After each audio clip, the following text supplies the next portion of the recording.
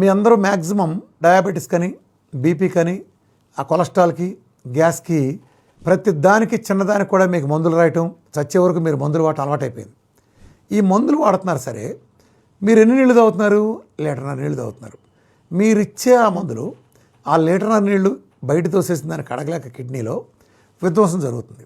ఒక శుభముహూర్తాన ఈ పాడు చేస్తే మీకు 1.5 2 క్రియాటిన్ చూస్తారు. చూడగానే మీకు చెమటలు పడతాయి. వెంటనే డాక్టర్ దగ్గరికి వెళ్తారు. మీరు ఏ సమస్య వచ్చింది, అసలు మీకు ఎందుకు పోయింది కిడ్నీ? మీరు మందులు ఎక్కువ ఇస్తున్నారు, నీళ్లు తక్కువ ఇస్తున్నారు. ఈ సమస్యతో మీరు డాక్టర్ దగ్గరికి వెళ్ళారు. ఆయన ఏం చేయాలి? నీళ్లు తక్కువ తాగారు కాబట్టి వచ్చింది కాబట్టి నీళ్లు పెంచాలి.